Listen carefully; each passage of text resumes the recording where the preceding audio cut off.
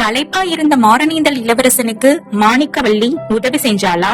இளவரசன் அடுத்து எங்க போக போறான், என்ன பண்ண போறான் தெரிஞ்சுக்கலாம். Welcome to Tamil story garden. அத்தியாயம் 6. மாலை வருகிறேன். நீண்ட நேரம் வரையில மாரணீந்தல் இளவரசன் பிரச்சனையே இல்லாம தூங்கினான். நேரமாக ஆக தூக்கத்துல கனவுகள் தோன்ற ஆரம்பிச்சுது. சில சமயம் இன்ப கனவுகளை கண்ட போது தூங்குகின்ற முகத்துல ஒரு புன்னகை மலருது. வேறு சில சமயம் பயங்கரமான கனவுகள் தோன்றி அவனோட சுந்தர முகத்தை விகாரப்படுத்துது. கடைசியில வேட்டை நாய் ஒண்ணு தன்னோட மூக்கை கடிப்பதாக கனவு கண்டு உலகநாத தேவன் உளறி அடிச்சுக்கிட்டே எஞ்சான். பார்த்தா அவனோட எதிரில வேட்டை நாய் எதுவும் இல்ல, சோலைமலை இளவரசி தான் நின்னுட்டு இருந்தான். நின்னதோடு இல்லாம முல்லை முட்டுக்களை ஒத்த அவளுடைய அழகிய பற்கள் வெளியே தெரியும்படி சத்தம் இல்லாம சிரிச்சுட்டும் இருந்தான். கொஞ்சம் நிதானித்து யோசிச்சு பார்த்த இளவரசனுக்கு தன்னோட நிலைமை இன்னதுன்னு ஞாபகம் வந்துச்சு. இளவரசியோட தோற்றத்தையும் அவளோட கையில வச்சிருந்த பூச்செடியோட காம்பையும் கவனிச்சுட்டு அவ அந்த செடியோட காம்புனால தன் மூக்க நெருடி உறக்கத்திலிருந்து எழுப்பி இருக்கணும் அப்படின்னு ஊகிச்சுக்கிட்டான். ஐயா, கும்பகர்ணன் என்ற ராமாயண கதையிலேயே கேள்விப்பட்டிருக்கிறேன். இப்போதுதான் முதலாக நேரிலே பார்த்தேன். உம்மை போல தூங்கு மூஞ்சியை நான் இத்தனை நாளும் கண்டதே இல்லை. எத்தனை நேரம் உம்மை எழுப்புவது, அதுவும் பட்ட பகலில் இப்படியா தூங்குவார்கள் அப்படின்னு கேட்டா இளவரசி. அம்மணி, நேற்று இரவு 30 நாளிகை நேரத்தில் ஒரு கண நேரம் கூட நான் கண் கொட்டவில்லை. அதை நினைவில் வைத்துக் கொண்டால் என்னை இப்படி நீ ஏச மாட்டாய். போனால் போகட்டும், எதற்காக என்னை எழுப்பினாய்? ஏதாவது விசேஷம் உண்டா? இப்பொழுதே நான் போய்விட வேண்டுமா? சூரியன் மாலையில் விழுந்ததும் கிளம்பலாம் என்று பார்த்தேன் இப்படின்னு பதில் சொன்னா உலகநாதன். இப்போதே உம்மை புறப்பட சொல்லவில்லை நான். இருட்டிய பிறகு புறப்பட்டாலே போதும். காலையில் கூட ஒன்றும் நீர் சாப்பிடவில்லை. நேரம் ரொம்ப ஆகிவிட்டதே என்று எழுப்பினேன். உமக்கு பசிக்கவில்லையோ? ஒருவேளை பசி ஆவரம் வாங்கி வந்திருக்கிறோ அப்படின்னு கேட்டா மாணிக்கவல்லி. அப்போதுதான் உலகநாத தேவனுக்கு தன்னுடைய வயிற்றோட நிலைமை நன்றா ஞாபகத்துக்கு வந்தது. வயிற்றுக்குள்ளே ஏதோ ஒரு பெரிய பள்ளம் இருப்பது போலவும் அதை மேலும் மேலும் ஆழமாக யாரோ தோண்டி எடுத்துக்கொண்டிருப்பது போலவும் தோன்றியது. பசியாபரம் வாங்கிய பாக்கியசாலி அல்ல நான். அசாத்தியமாக பசிக்கத்தான் செய்கிறது. தூங்குகிறவனை எழுப்பி பசியை நினைவூட்டியதனால் ஆவது என்ன? சாப்பாட்டுக்கு ஏதாவது வழி சொன்னால் அல்லவா தேவலை. இன்னும் சற்று நேரம் இப்படியே பசிக்கு ஒன்றும் கிடைக்காமல் இருந்தால் உன்னையே சாப்பிட்டாலும் சாப்பிட்டு விடுவேன். கும்பகர்ணன் அப்படிதான் தூங்கி எழுந்ததும் மனிதர்களையும் மிருகங்களையும் அப்படியே விழுங்கி பசி தீர்த்தானாம், தெரியும் அல்லவா அப்படின்னு கேட்டான் உலகநாதன். மாணிக்கவல்லி அதை கேட்டு இளநகை புரிந்து கொண்டே, அப்படியெல்லாம் நீர் செய்ய வேண்டியதில்லை, உமக்கு சாப்பாடு வந்திருக்கிறது அப்படின்னு சொன்னான். இளவரசி நோக்கிய திசையே உலகநாத தேவன் நோக்கிய போது மண்டபத்தோட தூணுக்கு பக்கத்துல பூஜாவல தண்ணீரும் தட்டுல சாப்பாடும் வச்சிருப்பது தெரிஞ்சது. அவ்வளவுதான். இளவரசன் ஒரு கணத்துல குதிச்சு எழுந்து முகத்தை கழுவிக்கிட்டு சாப்பாட்டு தட்டு தனக்கு கிட்ட கொண்டு வந்து அதுல இருந்த அரைப்படி அரிசி சோறு, கறி வகைகள், அதிரசம், பணியாரம் இதை எல்லாத்தையும் அரைக்கால் நாளிகை நேரத்துல தீர்த்து தட்டையும் காலி செஞ்சான்.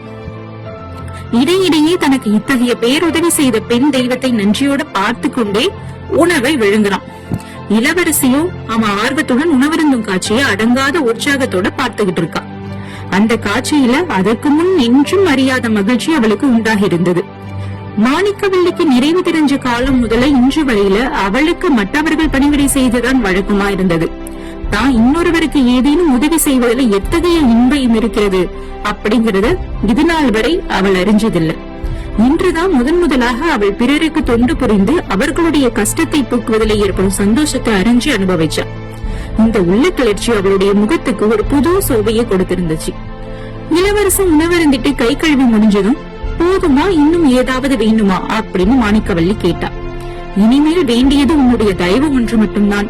எனக்கு அடைக்கலம் அளித்து உயிரையும் கொடுத்தாயே, உனக்கு என்ன கைமாறு செய்ய போகிறேன்? எந்த விதத்தில் என் நன்றியை செலுத்தப் போகிறேன் என்றான் உலகநாதன்.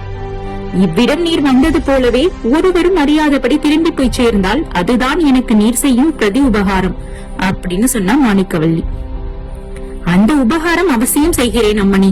என் உடலில் இப்போது தெம்பு இருக்கிறது, இடுப்பிலே கத்தி இருக்கிறது, அப்புறம் சோலைமலை முருகக்கடவுளும் இருக்கிறார். இப்பொழுதே வேண்டுமானாலும் கிளம்பி விடுகிறேன் அப்படின்னு சொல்லிக்கிட்டே எழுந்துச்சான். வேண்டாம், இப்பொழுது போனால் யாராவது கவனிப்பார்கள், ஏதாவது தொல்லை ஏற்படலாம்.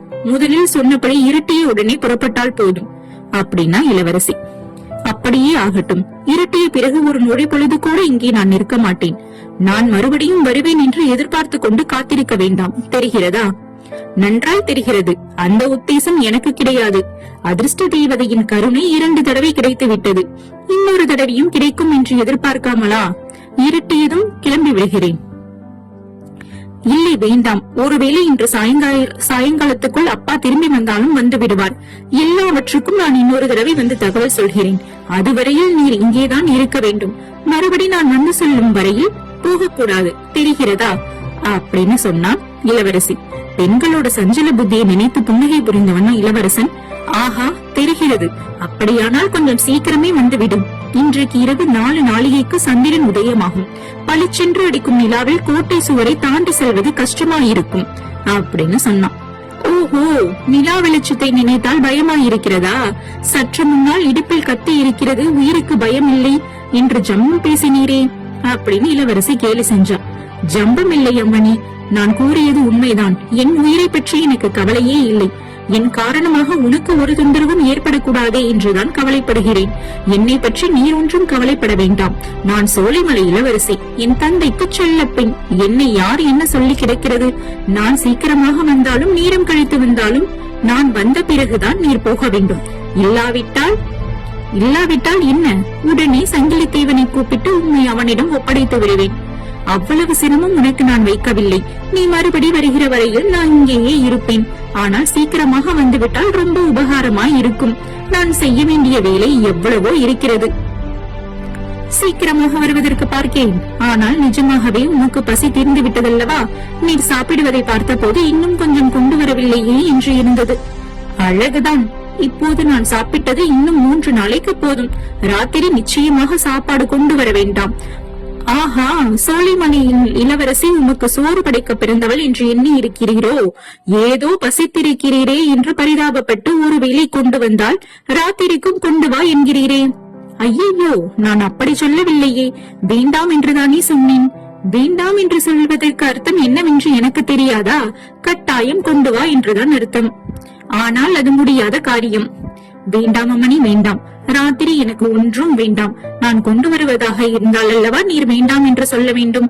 இளவரசன் மௌனம் கலக நாஸ்தி அப்படிங்கிற பழமொழிய ஞாபகம் வச்சிருந்தான். கொஞ்ச நேரம் அமைதியா இருந்தான். இளவரசியும் போஜன பாத்திரங்களை எடுத்துக்கொண்டு கிளம்பிட்டா. மாணிக்கவல்லி அந்த இடத்துல இருந்து போன பிறகு மாரணேந்தல் இளவரசன் மாலை பொழுதோட வரவை ஆவலோட எதிர்பார்த்து காத்துட்டு இருந்தான். அந்த விதம் அவன் ஆவல் கொள்வதற்கு 2 முக்கியமான காரணங்கள் இருந்துச்சு. உடம்போட களைப்பு தீர்ந்து விட்டபடியால அவன் உடனே புறப்பட்டு செல்ல விரும்பினான். எத்தனையோ அவசர காரியங்கள் அவன் செய்வதற்கு இருந்தது. சோலைமலை பிரதேசத்தை அன்று இரவுக்கிரவே எப்படியாவது தாண்டி போய்விட வேணும். தூர தேசங்களுக்கு போய் அங்கு கம்பெனி ஆட்சிக்கு விரோதமா இருந்த ராஜாக்களையும் நவாபுகளையும் சந்திக்கணும். பெரிய படை திரட்டி கொண்டு திரும்பி வர வேண்டும். வியாபாரம் செய்வதற்காக வந்து ராஜ்யங்களை கவர்ந்து கொண்டிருக்கும் வெள்ளை மூஞ்சிகளை நாட்டிலிருந்து துரத்தி எடுக்க வேண்டும். மூட்டை முடிச்சுகளை சுருட்டி எடுத்துக்கொண்டு அவர்கள் கப்பல் ஏறி ஓடும்படி செய்ய வேண்டும். மாடி இல்லாமலும் குதிரை இல்லாமலும் ரயில் வண்டி விடுவதாக சொல்லி தேசம் எங்கும் இரும்பு தண்டவாளங்களை போட்டு அல்லவா அவர்கள் இந்த புராதன பாரத தேசத்தை கட்டி ஆள பார்க்கிறார்கள்.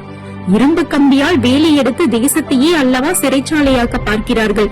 அப்படிப்பட்டவர்களை துரத்தி எடுப்பதற்கு வடக்கே டில்லி பாதுஷா, மராட்டிய மகாவீரர்கள், ஜான்சி மகாராணி, இப்படி எத்தனையோ பேர் ஆயுதம் செய்து கொண்டிருப்பதற்காக அவன் கேள்விப்பட்டிருந்தான். அவர்களோடு தானும் சேர்ந்து கொள்ள வேண்டும். பெரிய படை திரட்டி கொண்டு திரும்பி வந்து தமிழகத்தில் இருந்தும் வெள்ளைக்காரர்களை துரத்தி எடுக்க வேண்டும். பிறகு முதற் காரியமாக அவர்கள் போட்ட ரயில் தண்டவாளங்களை எல்லாம் பிடுங்கி எறிந்து விட வேண்டும். இப்படியெல்லாம் மாரணேந்தல் இளவரசன் மணக்கோட்டைகளை கட்டிட்டு இருந்தான். அந்த மணக்கோட்டைகளுக்கு இடையிடையே மாரணேந்தல் கோட்டையின் கதி என்ன ஆயிட்டோ, தன்னுடைய தாய் தந்தை தம்பி ஆகியவர்களோட கதி என்ன ஆச்சோ அப்படிங்கிற கவலையும் அவனை பிடுங்கி தின்னுட்டு இருந்தது. சூரியன் எப்போது அஸ்தமிக்கும் அப்படின்னு அவன் பரபரப்போடு எதிர்பார்த்துட்டு இருந்ததுல வியப்பொன்னும் இல்ல. அந்த பரபரப்புக்கு 2வது இன்னொரு காரணம் இருக்கத்தான் செஞ்சது. அது இரவு வந்ததும் சோலைமலை இளவரசி அங்கு வருவாள் அப்படிங்கிற எண்ணம். தான் அந்த கோட்டையை விட்டு போவதற்கு முன்னால் மாணிக்கவல்லியை மறுபடியும் ஒரு தடவை பார்க்கலாம் அப்படிங்கிற நினைவு அவனுக்கு அதுவரையில் அனுபவத்தை அறியாத ஒரு அதிசயமான உவகை உணர்ச்சியை அழைச்சி கொடுத்தது. சில சமயம் காரியங்கள் வேறு விதமா நடந்திருந்தா அந்த அபூர்வமான தேவ கன்னிகைய தான் மணந்திருக்கலாம் அப்படிங்கிற எண்ணமும் தோணுச்சு. சோலைமலை ராஜாவை பத்தி அப்படியெல்லாம் தான் வாய் துடுக்காக பேச இல்லாம இருந்தா அந்த பெண்ணுக்கும் தனக்கும் வைபோகமா கல்யாணம் நடந்திருக்கும். ஆனா உண்மையில தன் பேரில் குற்றம் ஒன்றும் இல்ல. சரபுரா அப்படின்னு மலைக்குறவர் பாஷை பேசும் வெள்ளைக்கார ஜாதியர் வந்ததுனால அந்த விதம் நடக்காம போயிடுச்சு. தான் கரம் பிடித்து மணந்திருக்கக்கூடிய ஒரு பெண்ணிடம் அடைக்கலம் கேட்கும்படியும் அவள் அளித்த ஒருவேளை உணவுக்காக நன்றி செலுத்தும்படியும் நடந்துடுச்சு. இப்படியெல்லாம் உள்ளும் அங்கும் இங்கும் அப்படியும் இப்படியும் ஊசலாட உலகநாதன் ஒவ்வொரு கதமும் ஒரு யுகமாக கழித்திட்டு இருந்தான். அந்த புற நந்தவனத்து வசந்த மண்டபத்துல உட்கார்ந்திருந்தான். கடைசியாக கழியாத நீள் பகலும் கழிஞ்சது. 4 பக்கங்களிலும் இருள் சூழ்ந்து வந்துச்சு. கோட்டை மதிலுக்கு அப்பால் சோலைமலை சிகரத்தோட உச்சியில முருகர் கோயிலோட தீபம் ஒளிர ஆரம்பிச்சது. இனி சீக்கிரத்திலேயே சோலைமலை இளவரசி தனக்கு விடை கொடுக்க வந்துடுவா அப்படிங்கறோட எண்ணத்துல இளவரசனோட நெஞ்சு தடக் தடக் அப்படின்னு அடிச்சுக்க ஆரம்பிச்சது. பார்த்து கொண்டிருக்கும் போதே அவனுடைய கண்ணெதிரே தோன்றிய முருகர் கோயில் தீபம் பெரிதாகிட்டே வந்துச்சு. கிட்டத்தட்ட மாலை வேளையில உதிக்கும் பூரண சந்திரனுடைய வடிவை அது அடைஞ்சது. திடீர்னு அந்த பூரண சந்திரன் ரயில் வண்டியோட சர்ச் லைட்டாக மாறிடுச்சு. ரயிலும் சர்ச் லைட்டும் அதிவேகமா அவனை நெருங்கி நெருங்கி வந்துச்சு. சர்ச் லைட்டோட உஷ்ணமான வெளிச்சம் அவனுடைய முகத்துல பளிர்னு விழுந்து மூடியிருந்த கண்களையும் கூசும்படி செஞ்சது. குமாரலிங்கம் தூக்கி வாரி போட்டுக்கிட்டு எழுந்து உட்கார்ந்தான். தான் சோலைமலை இளவரசன் அல்ல அப்படிங்கறதையும் தேசத்தொண்டன் குமாரலிங்கம் அப்படிங்கறதையும் அவன் உணர்வதற்கு கொஞ்ச நேரம் எடுத்தது. கடைசியா அவனோட முகத்துல அடிச்ச வெளிச்சம் ரயில் வண்டியோட சர்ச் லைட் வெளிச்சம் அல்ல, உச்சவேளை சூரியனோட வெயில் வெளிச்சம் அப்படிங்கறதையும் அவன் தெரிஞ்சுக்கிட்டான். உதய நேரத்துல தான் அந்த பாழுங்கோட்டைக்குள்ள பிரவேசித்து அதிகமாக இடியாமல் இருந்த வசந்த மண்டபத்துல படுத்த விஷயமும் நினைவுக்கு வந்துச்சு. ஆனா அதுவரையில அவன் கண்ட காட்சி அடைந்த அனுபவம் எல்லாம் தூக்கத்துல கண்ட மாய கனவா? இல்ல, ஒரு நாளும் இல்ல. ஒவ்வொரு சம்பவமும் ஒவ்வொரு அனுபவமும் பிரத்யட்சமா பார்த்து உணர்ந்து அனுபவித்ததாக தோன்றுச்சு அவனுக்கு. அவ்வளவும் வெறும் கனவோ, குழம்பி போன மூளையோட விசித்திர கற்பனையோ இருக்க முடியுமா? இல்ல உண்மையிலேயே முன்னொரு பிறவியில தன்னுடைய வாழ்க்கை அனுபவங்களா அவ்வளவு தெளிவா நினைவுக்கு வந்ததா? இத்தகைய மனக்குழப்பத்தோட குமாரலிங்கம் சுத்தமுத்தும் பார்த்த போது கொஞ்ச தூரத்துல அந்த பாழடைஞ்ச கோட்டையில மனிதர்கள் நடந்து நடந்து ஏற்பட்டிருந்த ஒரு ஒற்றையடி பாதை வழியா தலையில கூடையோட ஒரு இளம்பெண் வருவதை பார்த்தான். அந்த காட்சி அவனோட நெஞ்சோட ஆழத்துல மகிழ்ச்சியையும் அடிவயிற்றுல ஒரு திகிலையும் உண்டாக்கியது.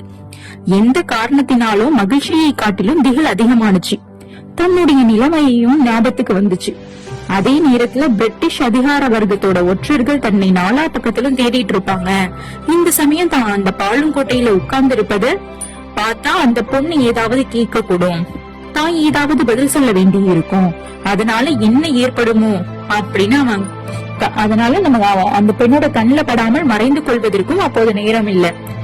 பின்ன என்ன செய்யலாம் அப்படின்னு யோசிச்சு மறுபடியும் அங்கே படுத்து தூங்குவது போல பாசாங்கு செய்வதுதான் சரி அப்படிங்கிற முடிவுக்கு வந்தா குமாரலிங்கம். அந்த பெண் தான் தூங்குவதை பார்த்துட்டு பேசாம வந்த வழியே போய்விடுவா. பிறகு எழுந்து மேலே தான் செய்ய வேண்டியது என்ன அப்படிங்கறத நம்ம தீர்மானம் செஞ்சுக்கலாம். இப்படியெல்லாம் முடிவு செஞ்சுக்கிட்டு குமாரலிங்கம் மறுபடியும் அந்த பழைய வசந்த மண்டபத்தோட குரத்துல படுத்தான். 2 கண்களையும் இறுக மூடிக்கிட்டான். இப்போ குமாரலிங்கம் கண்டது கனவா இல்ல கற்பனையா? அவனோட முன் ஜென்மத்தோட தொடர்கதையா? நாமளும் குமாரலிங்கத்தோட போய் தெரிஞ்சுக்கலாம் அடுத்த அத்தியாயத்துல. அத்தியாயம் 7ல உங்களை சந்திக்கிறேன். இந்த புதினத்தோட அடுத்தடுத்த அத்தியாயங்களை கேட்கறதுக்கு எங்க சேனலை ஃபாலோ பண்ணுங்க. தேங்க்யூ.